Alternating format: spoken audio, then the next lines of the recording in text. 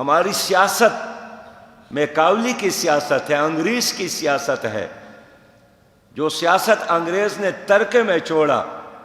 یعنی سیاست کی بنیاد تو یہی ہے کہ ان اکرمکم عند اللہ اتقاکم، تم میں سے بہتر وہی ہوگا جو تمہارے درمیان زیادہ متقی اور پرہیزگار ہو۔ تو اللہ کا حکم یہی ہے کہ ان اللہ یأمرکم ان تؤدوا الامانات الی اہلہا، پھر اللہ کا حکم یہی ہے کہ یہ قیادت اور امامت اور وزارت اور ممبری اور کونسلری یہ قوم کی امانت ہے، یہ تو امامت ہے۔ تو جس طرح آپ مسجد کے محراب میں ایک متقی پرہیزگار عالم کو آگے کر کے اس کی پیچھے نیت باندھتے ہیں، تو کتابوں میں تو اس مسجد کی امامت کو امامت صغریٰ کہا گیا، اور امامت کبریٰ ہے، وہ تو امامت کبریٰ ہے۔ تو آپ اگر مسجد کے لیے کسی شرابی کو، کسی لینڈ مافیا کو، ڈرگ مافیا کو، بدکار کو، بے علم اور جاہل کو، جھوٹے کو امام نہیں بناتے، تو آپ امامت کبریٰ کے لیے اس کو کیسے آگے کرتے ہیں؟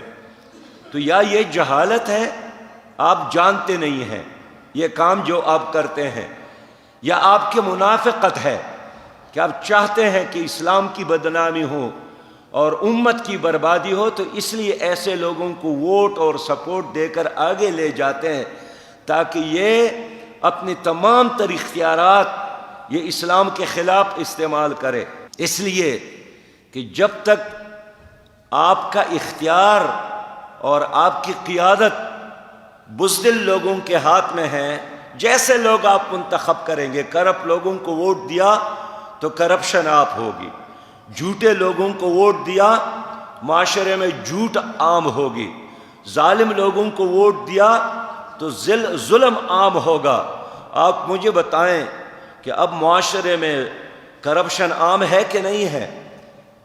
5000 ارب سے زیادہ سالانہ کرپشن ہوتی ہے پاکستان میں، اس لیے کہ بڑے لوگ کرپٹ ہے، حکمران کرپٹ ہے، چور ہے۔ علامہ اقبال نے ایک شعر میں کہا ہے کہ سبق پھر پڑھ صداقت کا، عدالت کا، شجاعت کا، لیا جائے گا تجھ سے کام دنیا کی امامت کا۔ تو صداقت کیا ہے؟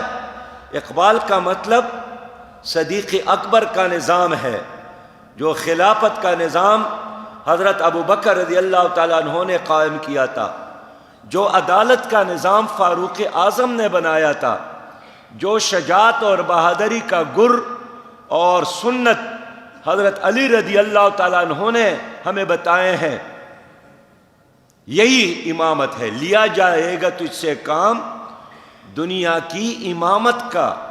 تو اس کا مطلب یہ ہے کہ آپ کی خلافت اور امامت اور حکومت کا بنیاد وہ صداقت پر ہوگی، وہ عدالت پر ہوگی، وہ شجاعت پر ہوگی۔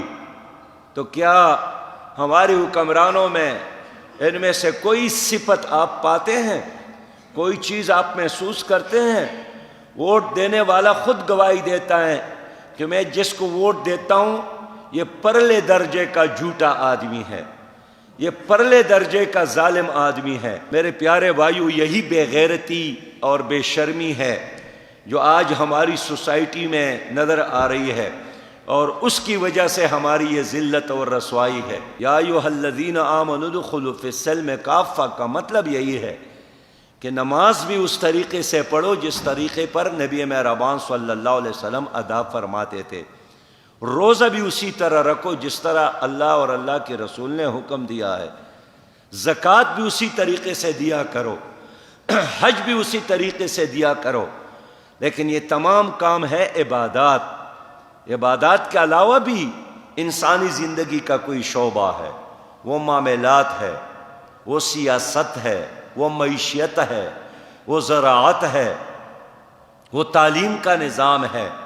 یہ تمام باقی معاملات اس وقت ٹھیک ہوں گے جب حکومت اچھے لوگوں کے ہاتھ میں آ جائے۔